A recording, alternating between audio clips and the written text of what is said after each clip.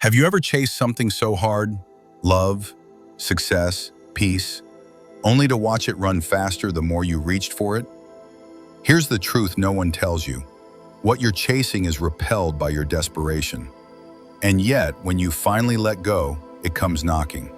You know, like that one ex who only texts you back when you finally move on? Yeah, the universe works kind of like that too. Today, we're diving deep into the energetic shift that happens when you stop grasping and start attracting. This is not woo-woo. This is physics, psychology, and power. If you've ever felt stuck in the chase, buckle up, because this will change the way you move through life. Let's begin with the first lie you were sold. Desperation is a repellent. Desperation has a scent. And no, I don't mean the kind Febreze can fix. It's the energy of lack, and you emit it when you're fixated on getting rather than becoming. You beg the universe, please give me this thing so I can feel whole. But energy doesn't lie. The more you grasp, the more it slips away. It's why interviews go better when you're not desperate for the job. It's why people call you back when you stop caring. But what if the problem isn't what you're doing? It's who you're being. The identity trap. We chase because we think we're incomplete.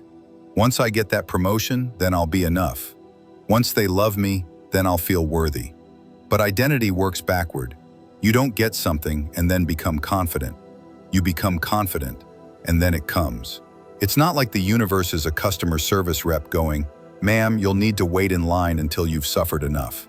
So if identity is the key, how do you shift it, even when everything around you says you're not there yet? From wanting to being.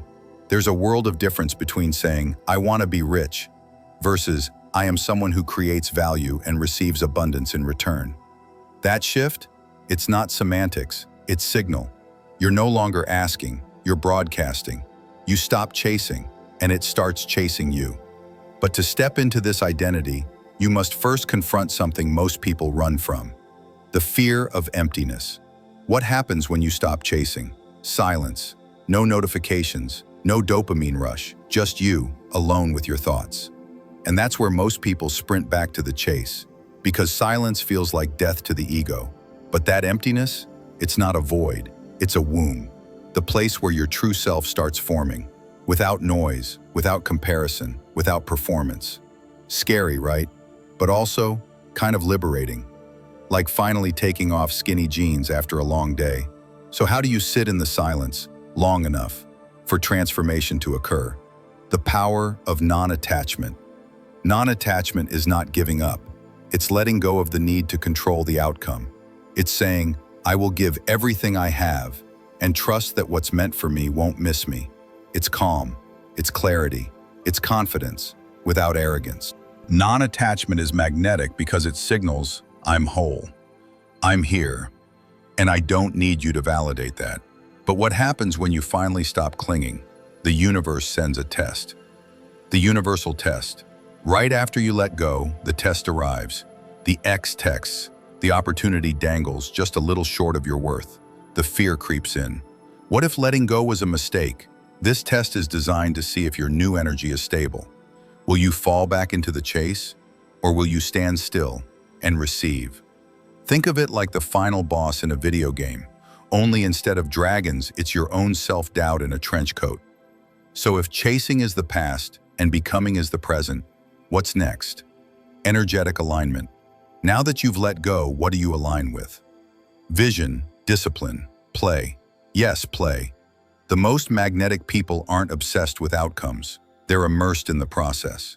They're painting, building, lifting, learning, not because it gets them something, but because that's who they are. But alignment doesn't mean everything gets easier. Sometimes it gets lonelier. The loneliness of becoming. The moment you stop chasing, you lose the crowd. You stop fitting in with the hustle worshippers. You walk alone. But solitude is sacred. It's where you reprogram your mind, and soon, the right people find you. Not because you chase them, but because you match them. It's like tuning a radio.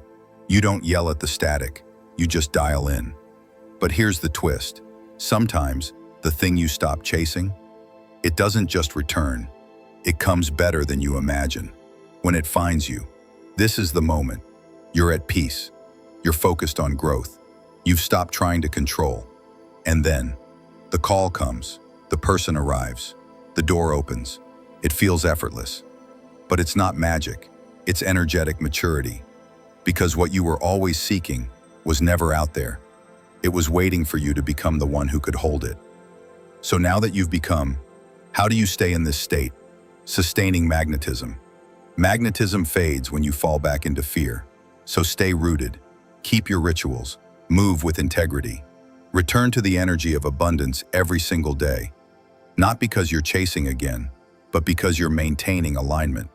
Think of it like going to the gym, except instead of abs, you're building energetic abs.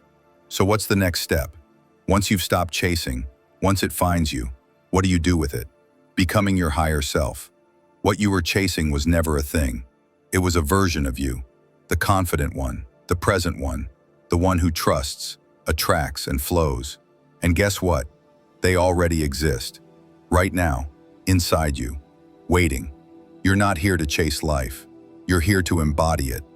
So if you're ready to meet that version of you, the one who doesn't chase, but creates, attracts, and leads, then don't stop here.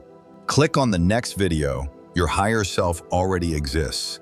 How to become the person you were meant to be fast. Because this is the moment everything changes. Not because you force it, but because you're finally ready to receive it.